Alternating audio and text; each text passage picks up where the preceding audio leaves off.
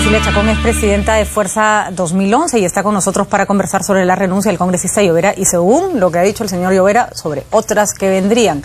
Y la verdad que yo creo que ahora algunos partidos políticos cargan con la cruz de que a la hora que hacen sus listas no le ponen la lupa necesaria a los candidatos que se les trepan al carro. Cecilia, ¿cómo estás? ¿Qué tal? ¿Cómo estás? Primero una aclaración, la presidenta de Fuerza 2011 es Keiko, yo soy portavoz. Pero, bueno, en realidad yo lamento mucho que el señor Llovera esté manifestando este tipo de cosas porque son totalmente falsas. Efectivamente, él fue suspendido ya hace varias semanas, meses, es más, en una decisión democrática dentro de la bancada, como son todas las decisiones que se toman.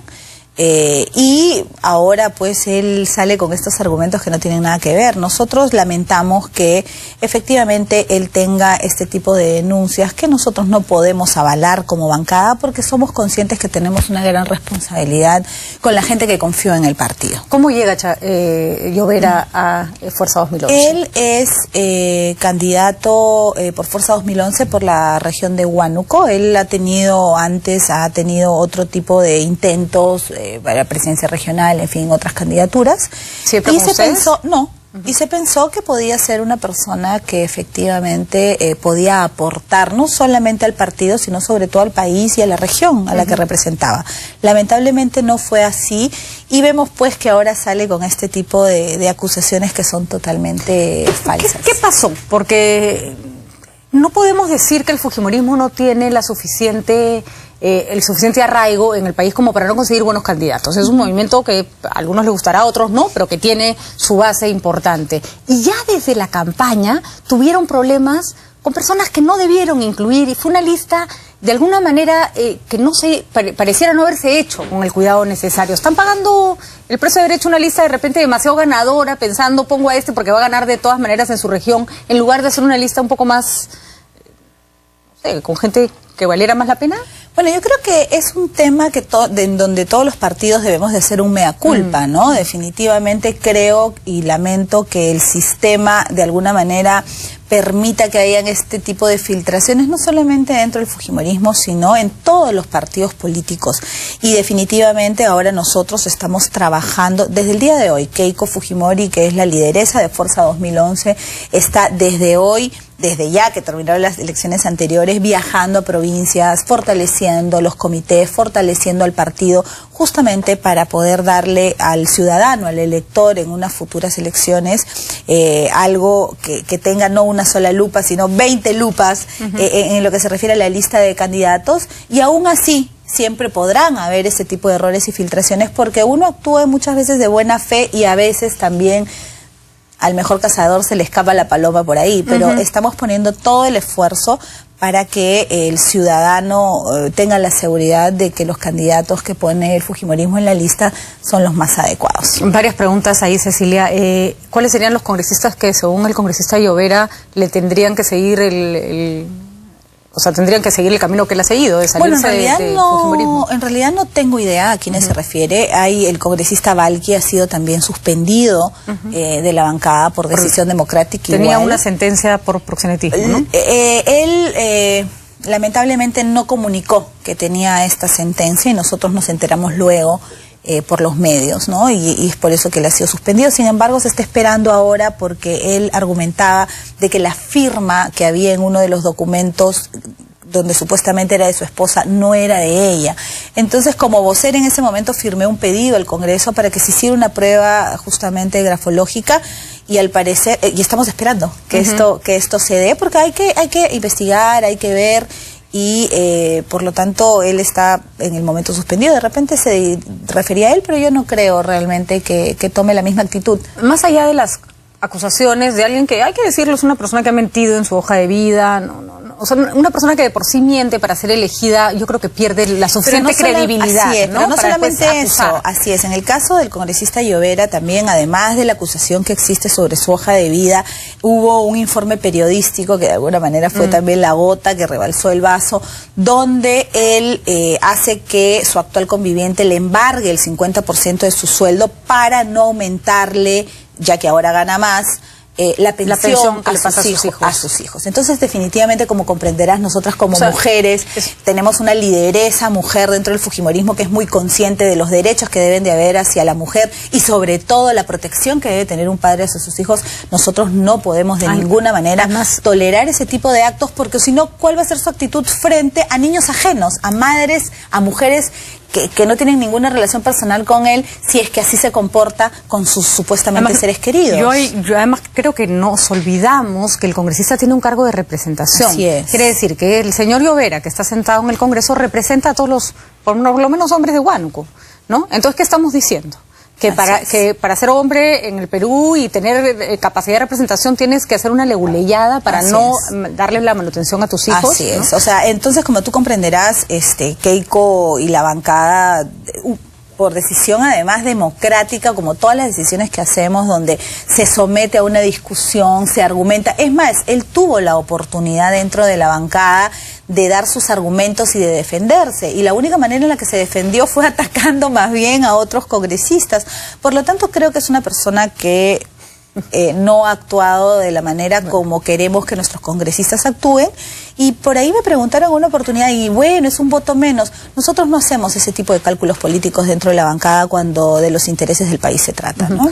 Pero ahí hay varios aspectos que me interesa recalcar, pero está claro que si Gana Perú tiene su Anicama, ustedes tienen su Llovera, o sea, cada uno tiene su tablón no lo tenemos, porque a diferencia de lo de Gana Perú, nosotros no lo hemos blindado, y esa es la razón realmente por la que él de alguna manera está ofendido, porque él esperó un blindaje que obviamente nosotros no se lo íbamos a dar. Más bien creo que estaba en la bancada equivocada, porque los de al frente sí blindan, los de Gana Perú, a todos sus congresistas. No solo con el desparpajo de haberlos llevado al Congreso, sino que encima los tenemos que soportar. O sea, yo creo que se equivocó de bancada, en ese sentido se esperaba ese tipo de blindaje. Sin embargo, creo que el fujimorismo, y ya te digo, el señor Llovera no se merece nuestra mayor atención ni credibilidad, pero sí toca un punto que no tiene que ver con lo que él acusa, sino con una percepción y una realidad en el fujimorismo. Y es que el fujimorismo nace de la debacle de los partidos políticos y nace además con un discurso antipartido político. Y lo que uno ve en el APRA, por más disciplina que haya,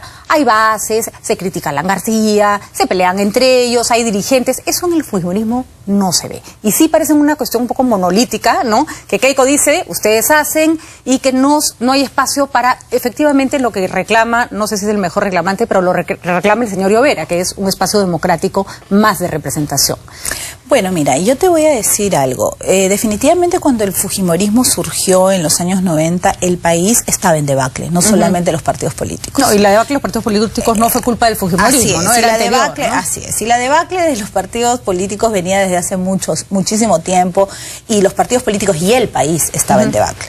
Entonces surgió el fujimorismo en esa coyuntura. Pero definitivamente ahora, mira cómo son las cosas. El fujimorismo es uno de los partidos más democráticos y es uno de los partidos además de más tiempo y con más solidez de bases. Cosa que muchos creyeron, y nos llamaban ni siquiera partido político, nos llamaban un movimiento, que no teníamos futuro, etcétera, etcétera. Ya van 2 elecciones que van jurando que no pasamos la valla y cada vez somos más. Entonces, la realidad ha demostrado otra cosa. Y hay una preocupación constante por parte de Keiko, que es la presidenta de Fuerza 2011, de justamente fortalecernos como partido, como bases. Y eso lo hace a través de un liderazgo que tiene ella, que nadie cuestiona. Y me parece que eso es lo que todos quisieran tener. Porque hay la mayoría, si tú te das cuenta, el fujimorismo y el APRA somos los únicos partidos que hemos ido como partidos al Parlamento.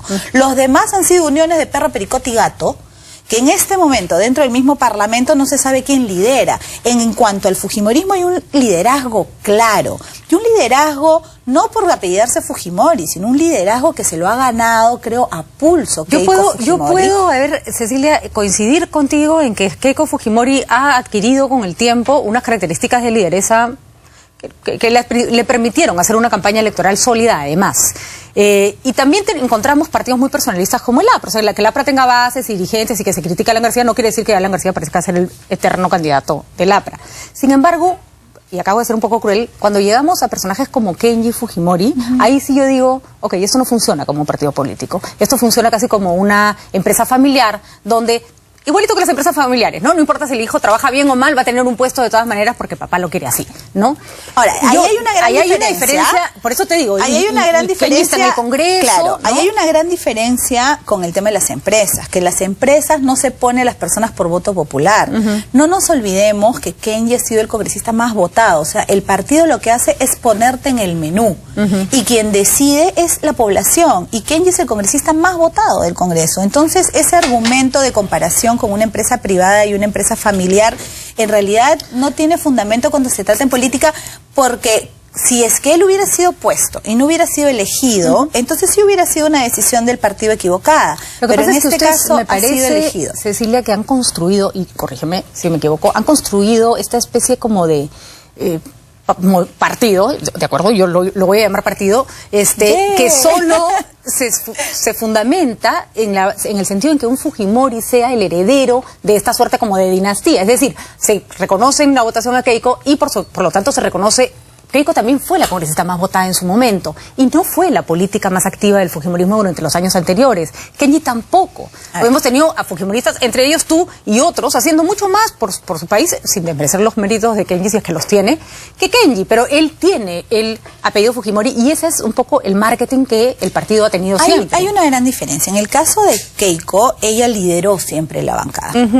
Cuando fue congresista, ella lideraba además la bancada. Entonces, como tú comprenderás ahora que yo soy portavoz del partido dentro de la bancada, no hay mucho tiempo tampoco para otras cosas. Sin embargo, el liderazgo que tiene Keiko no viene de su apellido Fujimori. Ella sigue liderando el partido y no Kenji.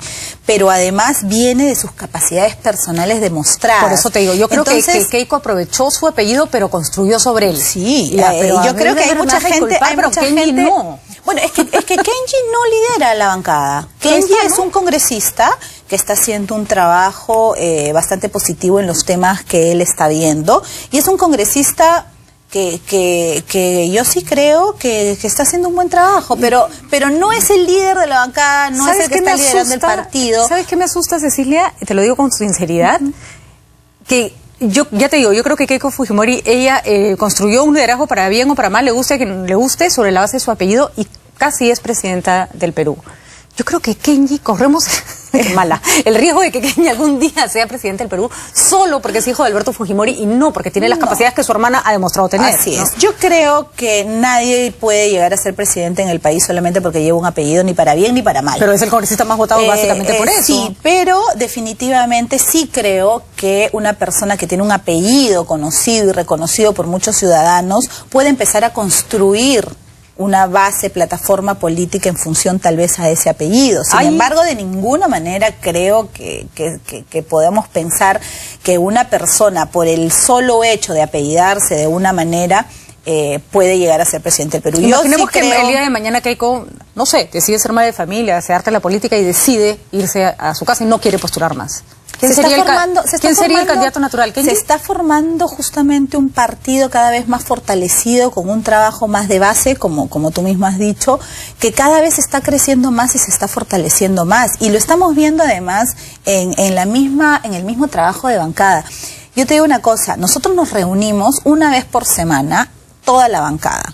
Y Keiko también está con nosotros, porque no es una líder ausente, no es alguien que está paseándose por el mundo, dando cátedras y golpeándose el pecho. No, ella está en la cancha, en el día que se sobe a que le caiga. Ella está en el día a día, ella está efectivamente ejerciendo ese liderazgo que creo que es necesario en las bancadas. Por eso es que somos una bancada disciplinada, que está trabajando y que está dando una imagen positiva. Entonces, ella, si bien es cierto, lidera las reuniones de bancada y los discutimos, en la bancada todos opinamos y todo se somete a votación. Eso quería preguntarte, porque el fujimorismo tuvo su época negra en que la disciplina era sujeción. No, no. Keiko es una mujer, creo, una mujer moderna, donde ella cree fervientemente que las ideas no se imponen. que las ideas se discuten y que justamente en eso radica su liderazgo. ¿Y qué es de Alberto Fujimori? Pero además ha desaparecido el discurso. Además de su liderazgo, mira, creo que además la población se da cuenta, el respeto que se le tiene y el cariño que se le tiene personal, creo que justamente es por ese liderazgo positivo y no esa imposición que ella tiene dentro de la bancada. De alguna manera hemos logrado, como que te soy sincera, pensé que iba a ser un poco más complicado que la bancada anterior, donde éramos prácticamente una familia. Éramos menos, nos conocíamos más, veníamos de la mayoría de épocas muy difíciles, muy duras, en el dolor hermanos totalmente. Y yo pensé que en este caso, que éramos más, que no nos conocíamos como nos conocíamos los anteriores, podía ser más difícil. Sin embargo, creo que justamente gracias a su liderazgo hemos logrado una relación bastante estrecha dentro de la misma bancada, no solo de respeto y de liderazgo, sino también de cariño, de una familia que podrá tener sus diferencias, que podrá discutir. Pero es curioso porque siempre piensan en familia, ¿te das cuenta? Y eso es lo que a mí me parece que no es una fórmula muy de partido político, ¿no? A lo que yo me refiero es un sentimiento, a ver, lo que pasa es que en la política siempre se dice que los sables vuelan, pero, o sea, uno tiene que estar, pero viendo por dónde vienen. En el caso, yo creo que cuando decimos de una fortaleza de familia, es que justamente uno tiene un sentimiento que va más allá del tema político y del tema de trabajo. Creo que es importante. Un tema de fidelidad, digamos. De fidelidad. O sea, cuando yo hablo de familia me refiero a que pongamos sobre eso las virtudes, porque también las familias no todos son virtudes. No todas las familias son disfuncionales. Así es.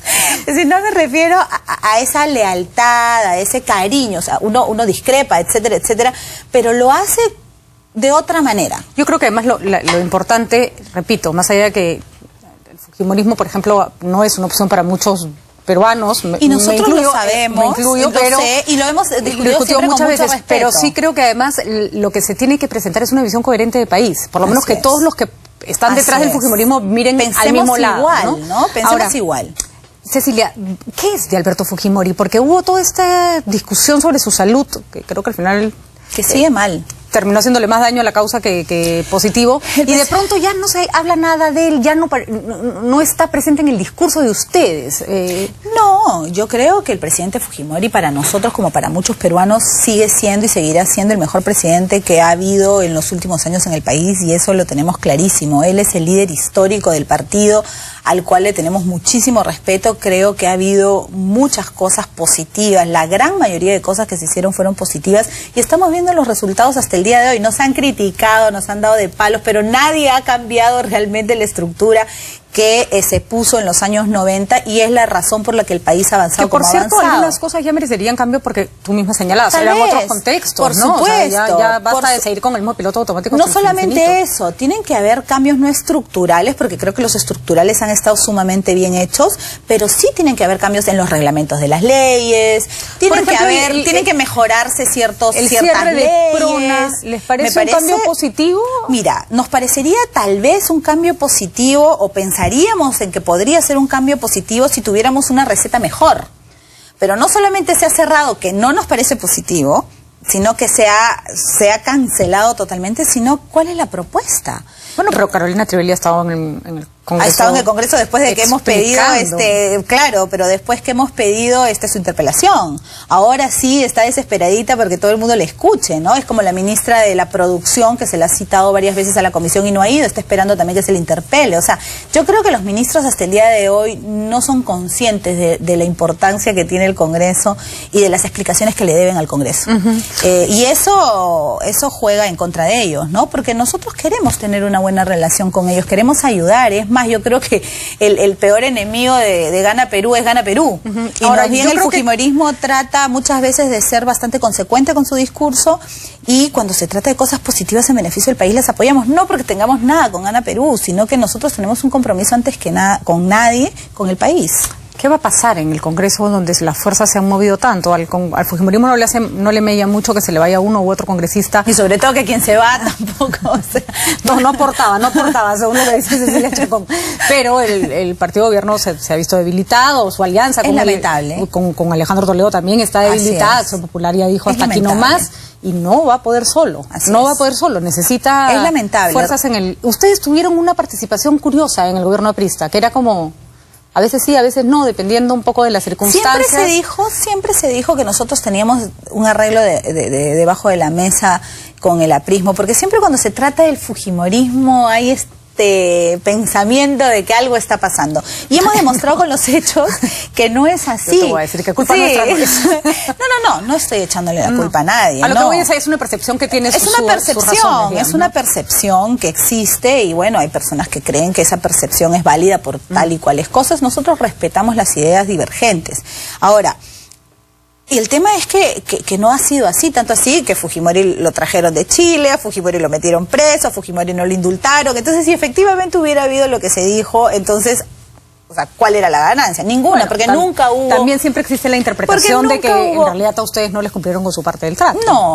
Eso realmente ya es del picón que sabe que no tiene argumento. No, pero cuando Alan salió a decir, yo la verdad le digo a Ollantumala que lo indulte, y ustedes saltaron hasta el techo. Pero por el amor de Dios, eso me parece totalmente absurdo. Porque si él hubiera querido indultar, o sea, sabemos que Alan García no da puntadas sin hilo, por favor. O sea, ese era el discurso...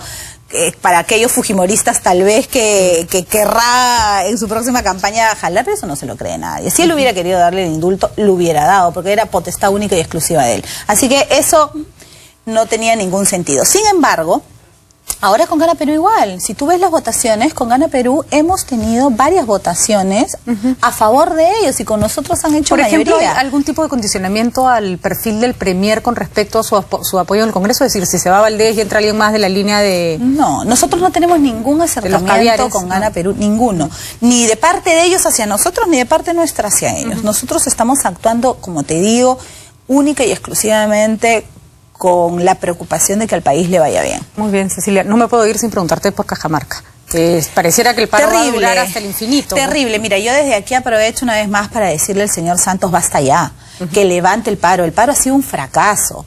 Un fracaso que sin embargo está afectando. ¿Y por qué? Porque podrías decir, oye, pero no tiene sentido, hay una contradicción ahí. Un fracaso porque Cajamarca sigue adelante. Los negocios, el transporte, etcétera, etcétera. Entonces este señor, ante su desesperación, está trayendo gente que no es de Cajamarca y lo que está haciendo son piquetes. Entonces la gente está angustiada, les piden comida, les piden cupos. O sea, yo no sé si esto es un paro de un gobierno regional o se acerca a las prácticas merretistas o senderistas, que la verdad me preocupa muchísimo porque Cajamarca no tiene un solo turista. Ha paralizado totalmente sus inversiones. Las pérdidas diarias que hay en Cajamarca son de aproximadamente 3,5 millones diarios. Es un pueblo que, si bien es cierto, tiene los comercios abiertos... Pero está claro que el gobierno está jugando a que se cansen.